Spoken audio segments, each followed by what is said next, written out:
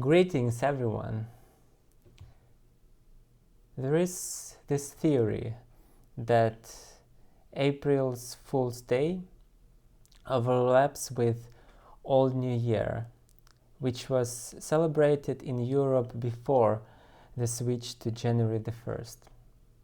Supposedly, those who already adopted the new date mocked those who still celebrated on April the 1st. Those fools. That's why it is a Fool's Day. But what exactly did they mock? Just outdated traditions? Or is there a deeper meaning here? The symbolic gap between those days hints at different planes of existence. For the fools, celebrating New Year on April the 1st, it was earthly New Year, spring warmth, blooming life, tangible renewal. But for modernists, January the 1st mark the celestial New Year, the birth of the new sun, still distant in winter's cold. It's a shift from celebrating with the earth to celebrating with the cosmos, from chaos to order. The winter New Year is faith in the beginning not yet seen. The spring New Year is undeniable proof that New Year has come. It's warm, it's blooming, it's green.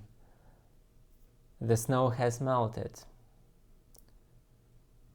Now let's compare this to Christmas and Easter. Christmas is the promise of a miracle. Easter is the miracle, resurrection, victory over death. But why tie this victory to foolishness, jokes, or play? Is play itself the triumph over death? Trick or treat. Halloween, a holiday of monsters, share its date 31st of October with All Saints' Day. This duality, monsters and saints, mirrors the paradox of foolishness.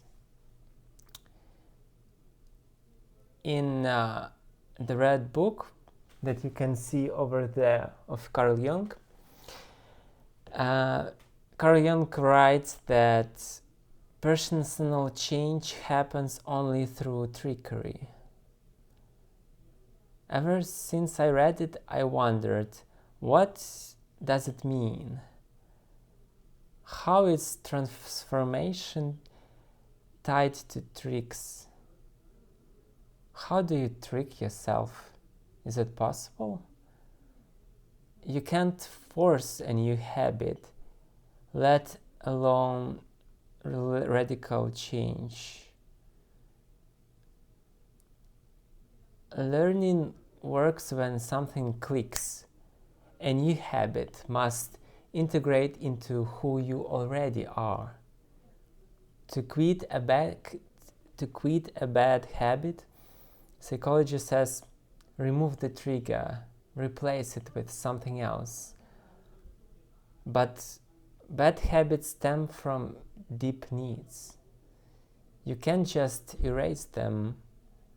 You can only build new patterns to overshadow the old. The old never dies. It lurks, ready to resurface.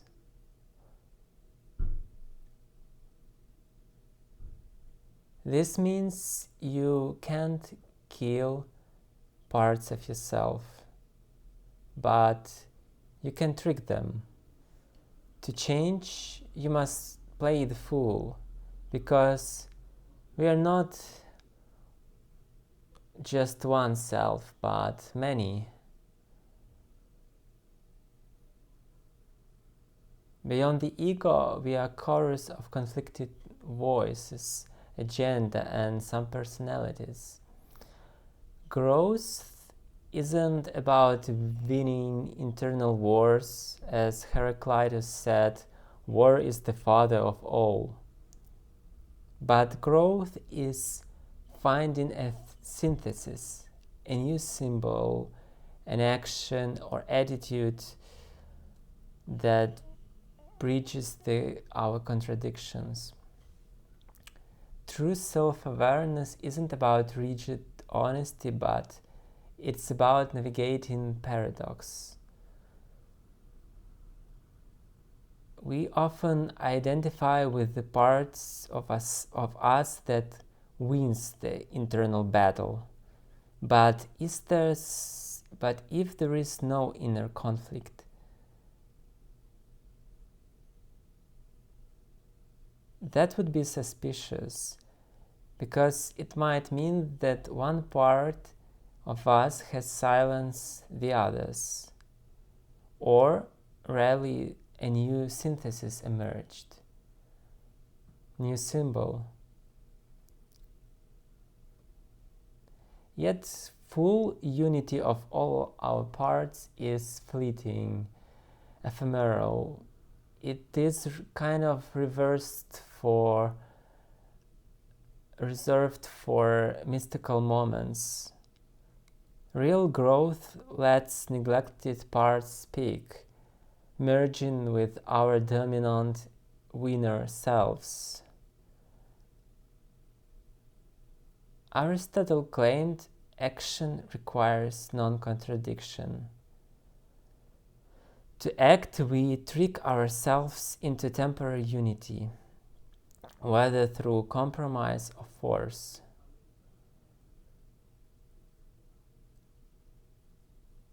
But lasting change,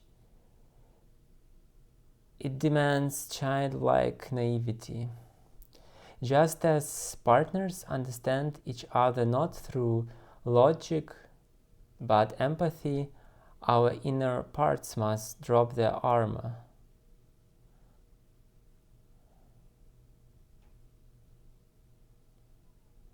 That's like I notice with me and my wife.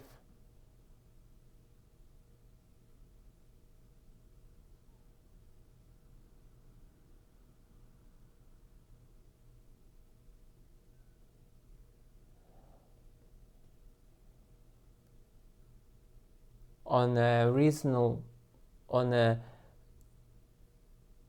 when we disagree on the level of reason, just like me and my wife, when we disagree on the level of reason, it's very, very hard for me to change my perspective. But when I go to the level of empathy, on the level of becoming this naive child that is open to the feelings of others, those inner parts must drop their armor. Maybe that's the meaning of Socrates saying, "I know that I know nothing,"